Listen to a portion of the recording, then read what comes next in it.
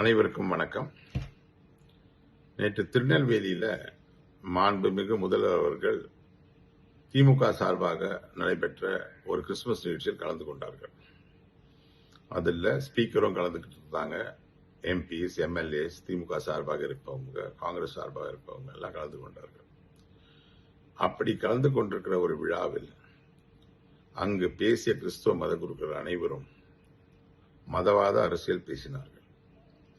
நிறைய பேர் கிறிஸ்துவர்களும் இஸ்லாமியர்களும் ஒன்றாக ஒட்டுமொத்தமாக திமுகவுக்கு ஆதரவாக செயல்பட வேண்டும் வருகின்ற தேர்தலில் அப்படின்னு மத ரீதியான அரசியலை ஒரு அரசியல் மேடையாக மாற்றி பேசினார்கள். இதற்கு தான் நான் மறுபடியும் கூறுகிறேன், திமுக என்பது ஒரு மதவாத கட்சி.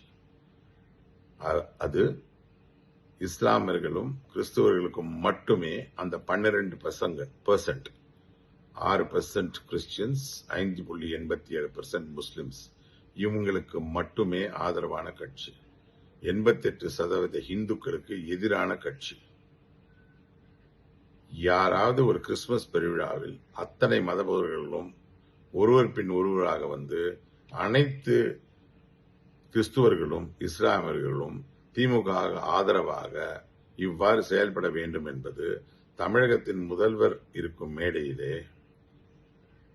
ஒரு ஸ்பீக்கர் இருக்கின்ற மேடையிலே, எம்பிஎல் இருக்கின்ற மேடையில் மதவாத அரசியலை பேச அனுமதிப்பது ஒரு பெரிய மதவாத அரசியலை அவர்கள் ஒவ்வொரு முறையும் என்கரேஜ் பண்ணுவது போலதான் இருக்கிறது. அந்த விழாவில் பேசியதிலேயே மிகவும் பிடித்தது எந்ததுதான் தெரியுமா? ஒருவர் பேசினார், எந்த மதத்தை சார்ந்தவராக இருந்தாலும் மதத்தின் பேரால் உன் உணர்வை தூண்டுகிறார்கள் என்றால் அவர்களை சந்தேகப்படுங்கள், கவனமாக இருங்கள். ஒருவரும் உங்களை வஞ்சிக்காமல் நீங்கள் பார்த்துக்கொள்ள வேண்டும் என்று ஒரு பைபிள் வாசகத்தை சொன்னார். சொன்னவர் யார் தெரியுமா? மாண்புமிகு முதல்வர். முதல்வர் அவர்களே, இந்துக்களை நீங்களும் உங்கள் அமைச்சர் சகாக்களும் உங்கள் குடும்பத்தை சார்ந்தவர்களும் எப்படியெல்லாம் வஞ்சிக்கிறார்கள் என்று நாங்கள் கொஞ்சம் சொல்லட்டுமா? நீங்கள் கூறியதை மட்டும் சொல்லுகிறேன். திருமண விழாவில் அங்கு சொல்லப்படும் மந்திரங்கள் எல்லாம் அருவருப்பானவை என்று சொன்னது நீங்கள். சனாதம் என்பது ஒரு டெங்கு கொசு, அது ஒழிக்கப்பட வேண்டும் என்று சொல்வது உங்கள் மகன், மாண்புமிகு துணை முதலமைச்சர். இப்படி எங்கள் 88% பேரை வஞ்சித்து அந்த 12% பேரை மட்டும் ஆதரித்து செயல்படும் திமுக மதவாத கட்சி இல்லாமல் வேறென்ன? யோசித்துக் கொள்ளுங்கள். ஏன் எங்களை வஞ்சிக்கிறீர்கள்? நாங்கள் என்ன செய்தோம் உங்களுக்கு? நீங்கள் அனைவருடைய முதல்வர் தானே.